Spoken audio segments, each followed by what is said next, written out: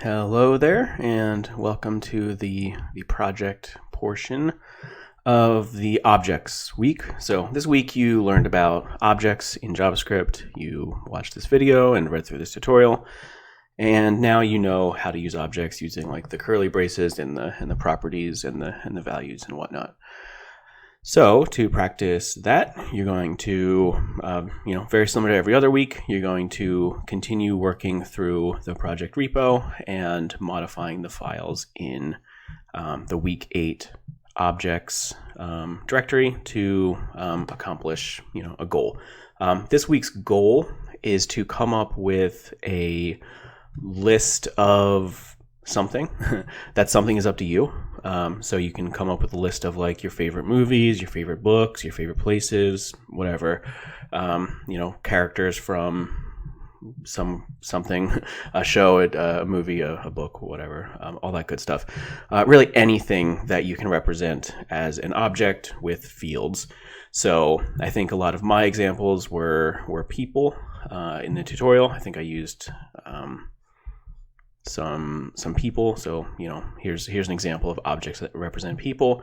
You don't have to represent people. In fact, I encourage you to try different things, but this is what I mean, creating an object that represents a thing, where each object has the same set of fields, and then you have an array of those objects to represent some list of something. Again, that something is up to you. Could be a list of, really anything. So that's the goal, and then there are the requirements as per usual. I'm looking for an array of that contains at least 10 objects, and each of those objects should contain at least 3 fields. They can be the same 3 fields as long as they mostly have different values. And then a for loop that builds the HTML from that. We kind of saw that in some of the tutorial content this week. And I'm also kind of challenging you to write another for loop that picks the best object. And now the meaning of best kind of depends on what your list is. So if you did movies, maybe you pick the longest movie or the one with the highest rating or something like that.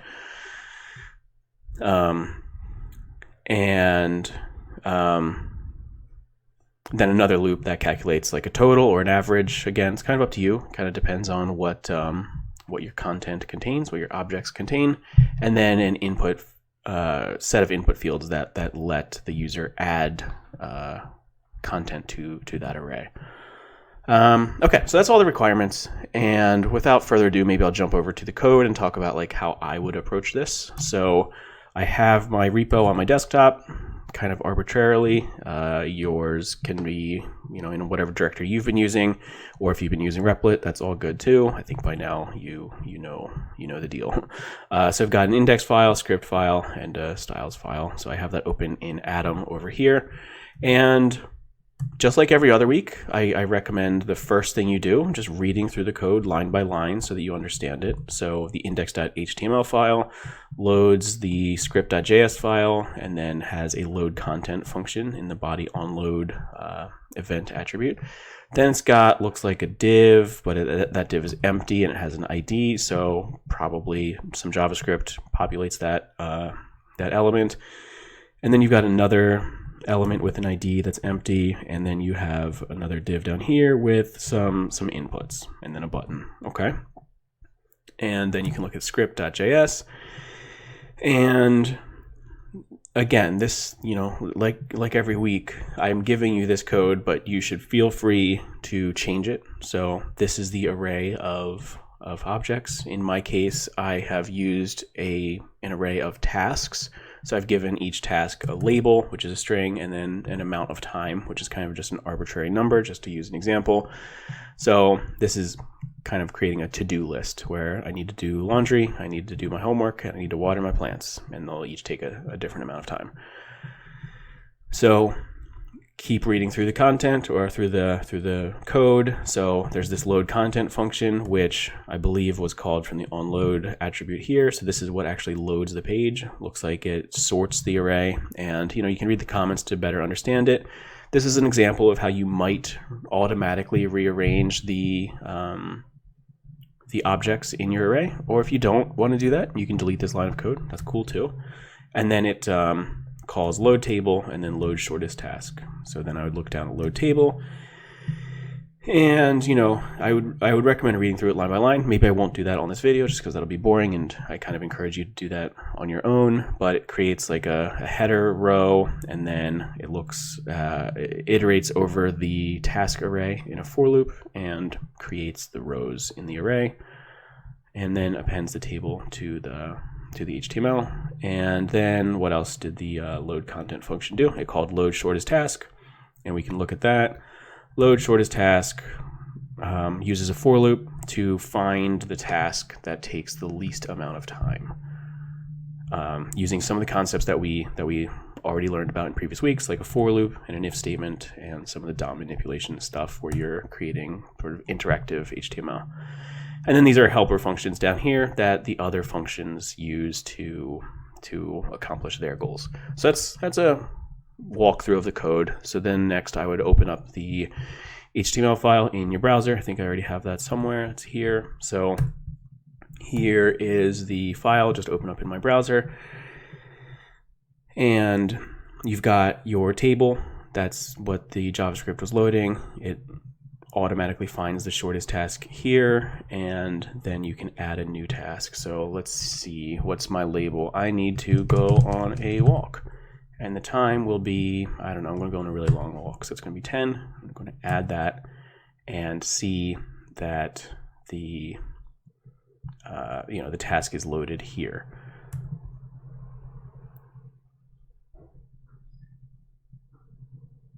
And I think I sorted these alphabetically. Sorry, I was staring at this for a second. I was wondering why it showed up on top. And I think it's because this by default is sorted alphabetically, so G came before H. So I think if let's see, like zebras, that's not a to-do list, that's not a task, but I'm just testing. I think this will show up at the bottom, and let's say like 8, whatever. And yeah, okay, so it's sorted alphabetically. So okay, you can change that if you want, but by default I've sorted it alphabetically. Maybe you would rather sort it by time or something. And it's kind of, I have access to this code, I can just change it. So what I'll do is, just for demonstration purposes, I'll say laundry is now 4. I had a lot of laundry to do, so it's going to take a long time. I'm going to refresh this. And what I'm going to do is now say go on a walk, and I'll say time is 1 because it's just going to be a short walk. And what I want you to notice is, notice this shortest task section of this page. Right now it says homework because homework is the shortest task. And if I hit add, this should change because go on a walk is now the shortest task I have. So I'm going to click add, and there you go, shortest task, go on a walk. So this is an example of one of the requirements in the project. So that's this one, a for loop that picks the best one. Again, best is up to you. In the example here, I'm using the shortest one to be best. So you can imagine that maybe this helps me decide what I need to do next, and I'll just do the shortest thing, and I'll procrastinate on anything that's going to take longer. And you can imagine that this could be extended to be an actual to-do list web page or app or whatever. Okay, so from there, what I would do, like now that we've understood how the code works and what the UI does, I would start changing it. So first I would decide, what kind of objects do you want to use in your array, and then I would change these to reflect that, to have the fields that you want to store. And keep in mind that I'm looking for at least 3 fields in each object. So right now it only has 2, so you can change these existing 2, but make sure you add 1 so you have a total of 3 in each object. So I might start by, I don't know, maybe changing this to, like, let's say I wanted to, show my favorite movies. So maybe I would say this is title instead of label. So I'm going to change label to title, and I'll say, what are my favorite movies? Sunshine is one of my favorite movies. I don't know, Avengers maybe. Now I'm just trying to think of random movies. I've got some really old DVDs over there somewhere. I don't know. Let's go with Idiocracy. Why not? And maybe I'll just change that one field to start with. And, maybe it doesn't make sense to have a time field on the movie, but that's okay because I'm just changing the one field and getting that working. So now if I save this and I run this back in my browser, I will almost definitely get errors. And again, I've said it many times now, and hopefully it's convincing you, but getting errors is a normal part of code. So I'm going to refresh this, and okay, I don't actually get any errors, but I do get like undefined here, which tells me, something's weird in my code. And that's not too surprising because I've changed the property here, but I didn't change it anywhere else.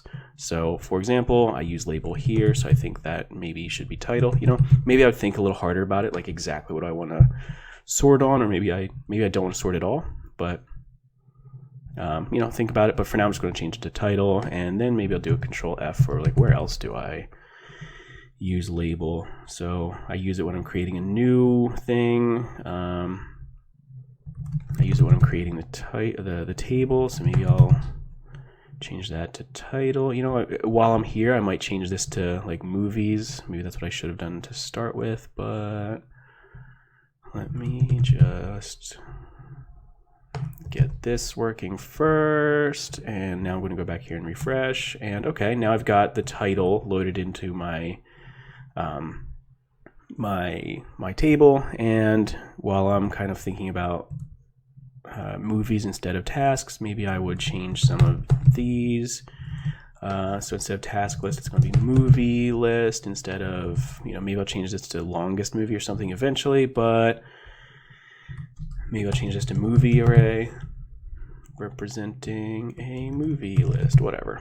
And I'll call that movies array. And then when I have task array, I want movies array instead. So I'm changing the existing code to contain movies instead of tasks. So this is how I would approach it.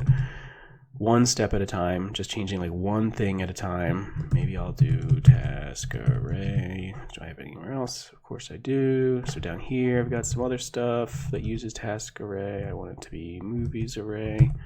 All right, I think that's all because I have no results down here. Let's refresh and try again. See if that breaks anything. And no, okay. So now I've changed the name of the variable, and maybe that makes it a little easier for me to read my code. So now I know that this is movies.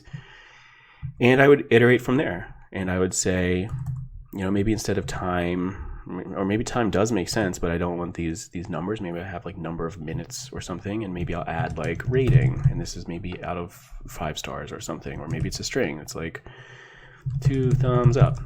Kind of really depends on your data and how you want to represent it. But that's how I would proceed, is sort of one step at a time, adding one thing at a time and testing it out and seeing if it works.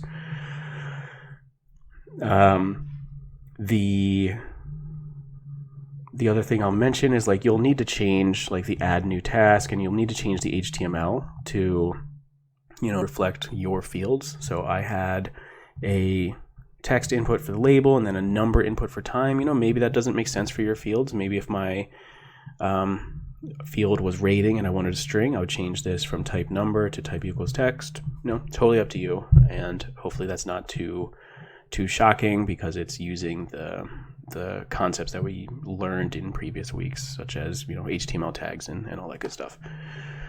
So I would that's how I would approach this project, is working kind of iteratively, making small changes to the code, testing it out, and making it like one step at a time, getting closer to whatever list you want to show. So again, that can be anything: list of movies, list of books, list of your favorite, I don't know, sports teams, or really anything. So yeah, I think I'll stop there because the rest of it would just be more of the same and rinse and repeat. And that's probably not super interesting to watch. But if you have questions, please let me know. Hit me up on chat or email or office hours. Those are all, I hope people use them. But yeah, for now, I'm going to say have fun with this project, and I'm looking forward to all of the beautiful lists you're going to create in the next week. All right, see ya.